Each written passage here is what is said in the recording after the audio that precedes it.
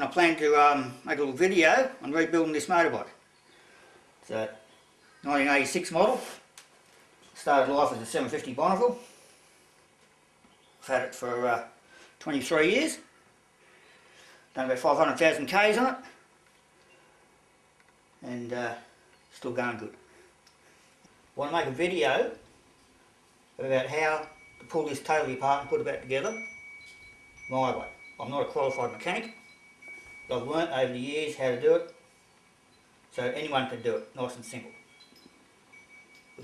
Don't need any complicated tools. It's not a complicated machine.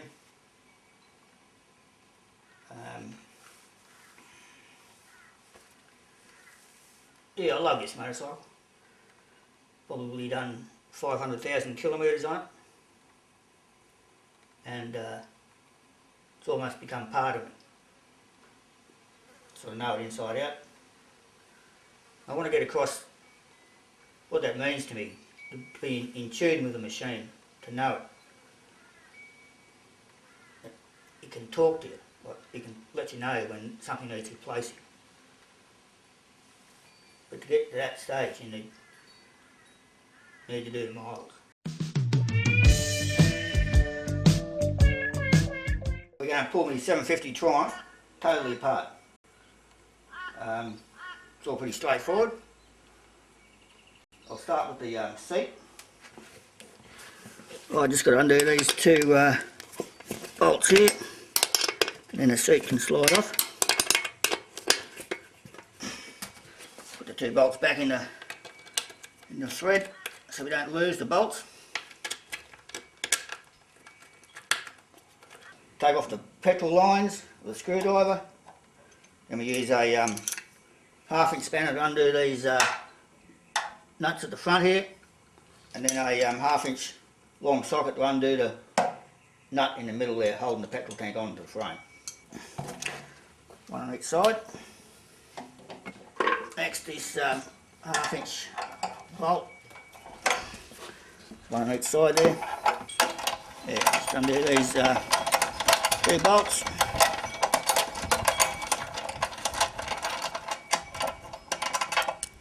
And that just comes apart.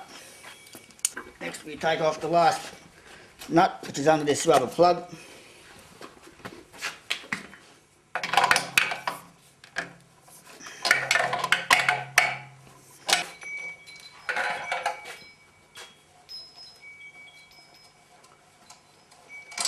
Now the tank's ready to lift off.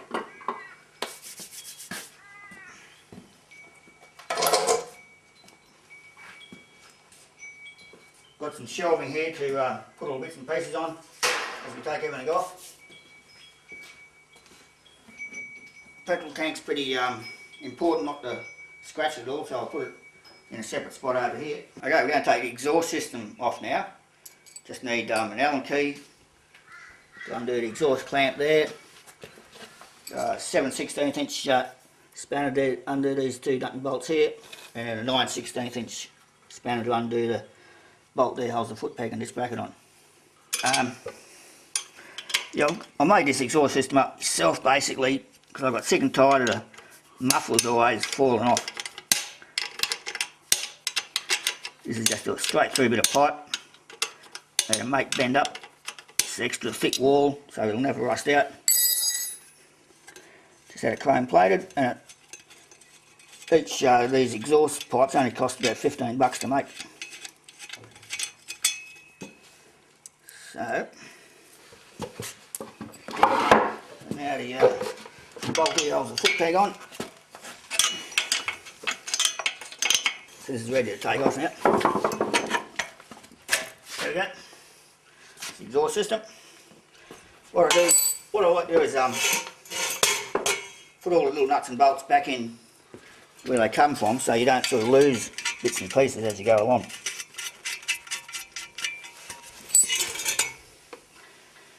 And even with this foot peg, we can put it back on this bolt so we don't lose it later on. Okay, I'll just put this exhaust over here.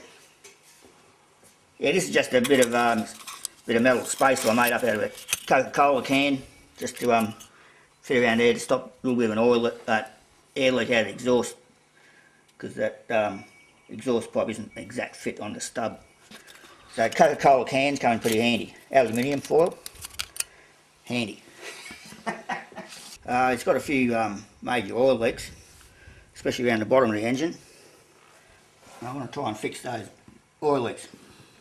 I think the main leak is the countershaft sprocket oil seal behind the clutch there.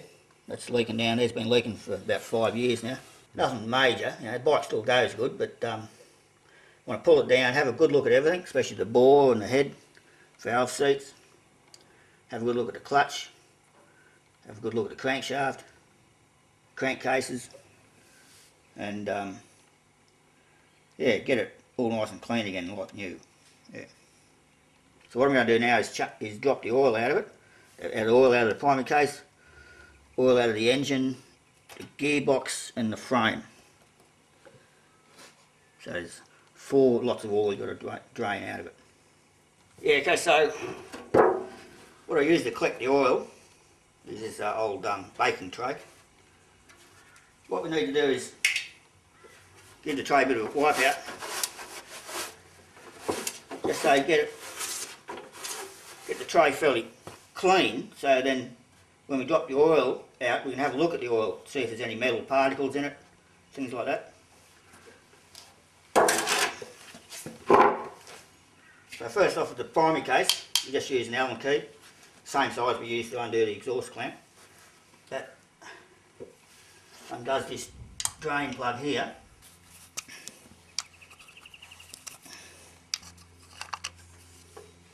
You see the oil's pretty black, needs to be changed.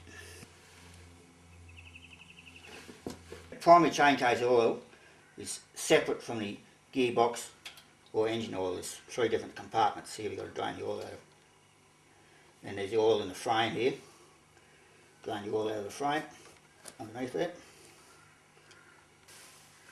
I just noticed then, in this oil coming out of the primary case, there's a few metal particles, which indicates to me the primary chain is starting to break up, little bits of metal from the primary chain.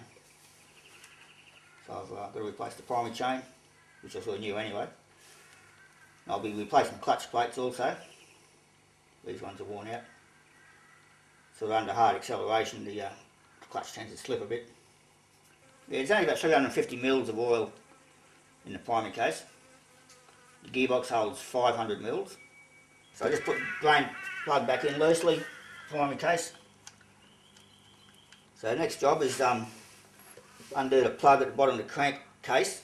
This is a normal spark plug spanner. This is what I use to undo the plug at the bottom of the engine there.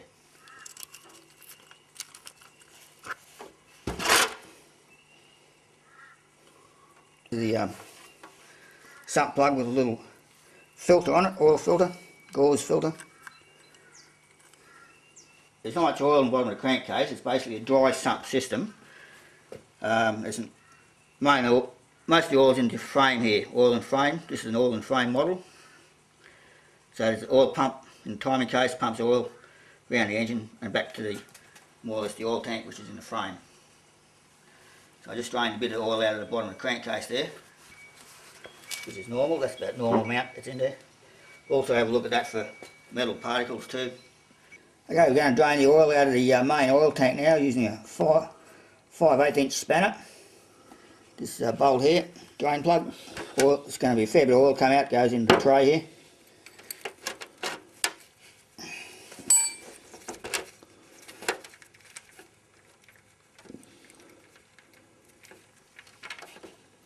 It's all looking pretty black. Definitely needs change.